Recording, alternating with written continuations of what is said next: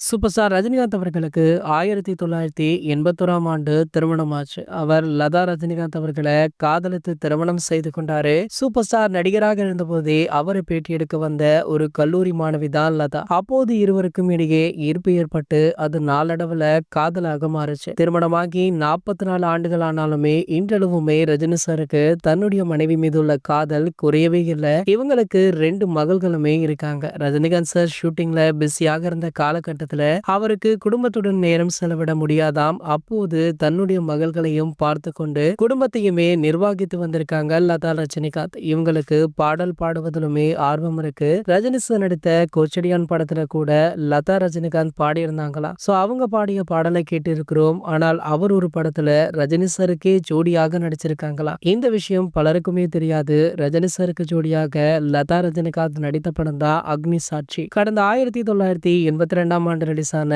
இந்த படத்தை கே பாலச்சந்திரன் அவர்கள் டைரக்ஷன் பண்ணியிருப்பாரு. இதுல சிவகுமார், சரிதா முக்கிய கதாபாத்திரம் எடுத்துமே நடிச்சிருக்காங்க. கிட்டத்தட்ட 43 வருடங்கள் கழித்து மீண்டுமே லதா ரஜினிகாந்த் நம்ம சூப்பர் ஸ்டார் அவர்களுக்கு ஜோடியாக நடிக்க போறாங்க அப்படின்னு ஒரு தகவல் வைரல் ஆகிட்டு இருக்கு. அதாவது நம்ம ரஜினிகாந்த் அவர்கள் ஜெயிலர் 2 படத்திற்கு பிறகு கமிட் ஆக உள்ள அந்த படத்துல லதா ரஜினிகாந்த் நடிக்க வாய்ப்பு இருப்பதாக ஒரு செய்தி வைரல் ஆகிட்டு இருக்கு. சோ கூடிய விரைவிலேயே இதற்கான முறையான அறிவிப்பை படக்குழுவை வெளியிடுவாங்க அப்படின்னு எதிர்பார்க்கலாம். இது போன்ற சினிமா செய்திகளை பத்தி நீங்க உடனே தெரிஞ்சுக்க நம்மளுடைய ட்ரெண்ட் செட்டர் அப்படின்ற நம்ம சேனலை சப்ஸ்கிரைப் பண்ணிக்கோங்க.